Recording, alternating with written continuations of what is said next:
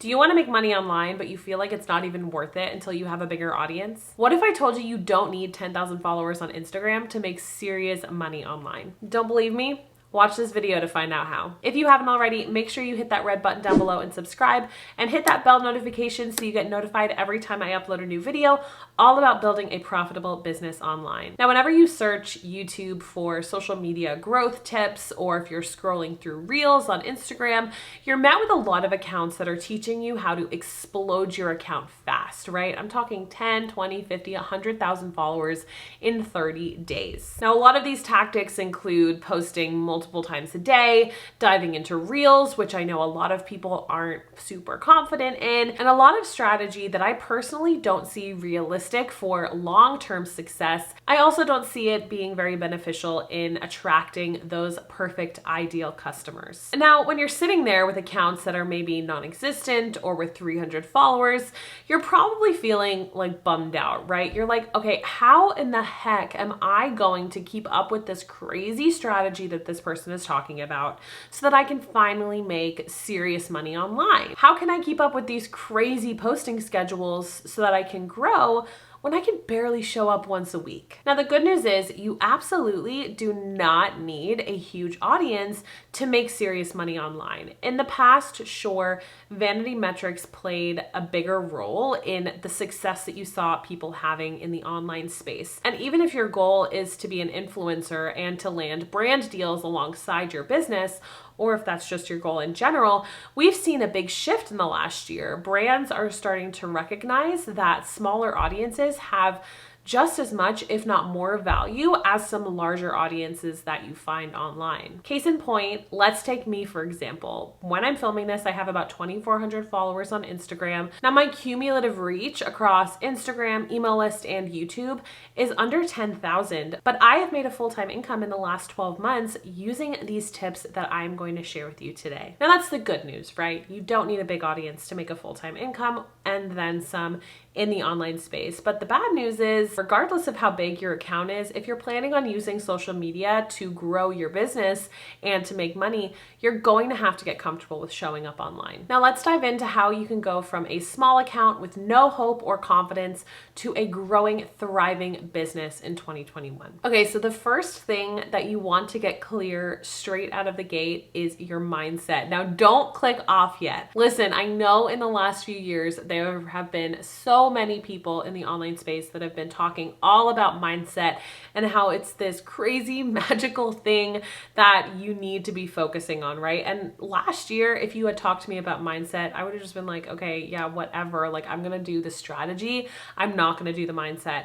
But in the last year, I have totally changed my tune, and I'm drinking from that Kool-Aid, okay? Mindset is something that you need to be focusing on if you plan on running a business online in 2021, 2022, beyond. I don't care what year it is. The reason being is that no matter how far along you are in business, whether you have an account that's 300 followers, whether you have an account that's 300,000 followers, you are always going to be facing challenges. You are always going to be second guessing some decisions that you make. Maybe not all decisions that you make, but some decisions that you make. And that demon in your head that is telling you that you can't do it and that is telling you to quit is going to show its ugly face. And if you don't work on your mindset, and if you don't arm yourselves with the tools to talk back to that demon and to navigate these tough times, you are going to be facing an even steeper uphill battle than other people are facing when they are growing a business online. So how do you work on your mindset? Well, it looks different for everybody. For me, I listen to a lot of inspirational podcasts. I do a lot of journaling. I do a lot of manifesting with like affirmations. I have affirmations on my computer, which I've shared about before. This is gonna look different for a lot of people. You just have to find what works for you and make sure that you really give it the time that it deserves. Now, the second thing I want you to do is to get crystal clear on who your ideal customer is and how you are going to serve them in your business. Now, I know you've probably heard phrases like the riches are in the niches. When you talk to everybody, you talk to no one. And growing a business is no exception. Now, I did want to say in the beginning of this little area of the video that there is going to be a time when you're going to experiment and you're going to just throw spaghetti at the wall and see what sticks, see what your audience responds to, see what you actually enjoy doing. And that is totally fine. But once you figure out that one thing that you love doing and that your audience is responding to, it's time to get laser focused and to drill down into that target customer and get really clear on what you do to serve them. Now, I work with a lot of planner shop owners, and this is a bit of a struggle for a lot of my students because more traditionally, planner stickers are just for decoration, right? You don't really think of them as something that helps somebody or some way that you can serve people throughout your business. But here's the thing I want to make very clear with serving your customers throughout your business. There are multiple ways that you can serve your customers. I'm talking education, inspiration, motivation, entertainment. There is a multitude of ways. It's not just teaching people how to do something or giving tips on how to do something. And providing value is not a one-size-fits-all element of your marketing. So let's talk planner shops, for example. Let's say you've narrowed it down and you say, I want to create planner stickers for people new to the planner community. You serve them by giving them education on how best to utilize their new planners, how to fit paper planning into their everyday life. You entertain them maybe with funny reels about the planner community and about using paper planners. You give them inspiration with different planner spreads that you share on your Instagram account. And you also give them motivation to keep going and keep practicing paper planning even when they feel like they suck at it. So now that you have your ideal customer and how you're going to serve them, number 3 is becoming absolutely obsessed with them. Hi, editing Chrissy here. So I realized as I'm editing this video that I said obsessed a lot, and I want to make it very clear, I do not mean like in a weird way. I mean nurture and respect the heck out of the audience that you have and really get to know what their desires are, what their wants are, and what they actually need from your business so that you become their absolute favorite shop online. I do not mean like creepy you vibes. And I hope that was clear. Your job as a business owner with a small audience is not always to sell something. It's to grow that community and really become obsessed with your customers. Now, you might think that this is counterintuitive. Shouldn't you be trying to sell something? But here's the thing.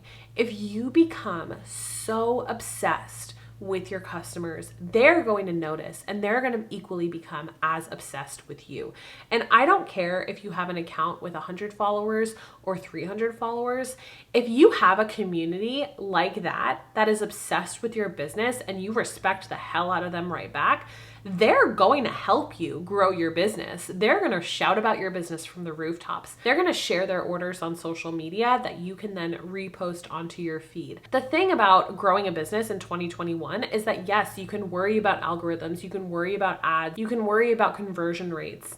But one of the best ways to actually grow a business in 2021 and one of the fastest ways to grow it, especially in a community like the planner community, is to nurture that community that you are building, no matter how small, and become obsessed with what you sell to them, yes, but also become obsessed with who they are and the journeys that they're on. If you're enjoying this video so far, make sure you smash that like button so that I know, and let me know in a comment down below where you're currently at with growing your online business, what size your audience is, and what tips you are going to implement after you watch this video. And if you're a planner shop and you're scratching your head about this whole ideal customer thing, I have a free lesson from Planner Boss Academy for you. Click that link in the description box down below as well, and it'll take you to your free lesson on how to attract your ideal customer with ease. Now, the fourth thing that I want you to do if you are growing a business with a small audience is bundle your offerings. Now, especially in the planner community. You guys, products are so cheap in the planner community. And if you're trying to make a full-time income out of your planner shop, you are going to have to sell a crap ton of $2 Tuesday stickers in order to do that. And with a small audience, that's just not realistic. So think about ways that you can bundle your products, whether you're bundling them for certain times of the year, whether you're bundling them for that new planner with the essentials that they need to get started in their planner, whether you're creating gifts that people could buy for their loved ones. Think about ways you can bundle your products so that you're increasing that average order value, so that regardless of if you have 10 people shopping with you or 100 people shopping with you, you are making more money because they're buying those bundles instead of $2 Tuesdays. Now, I know what you're thinking.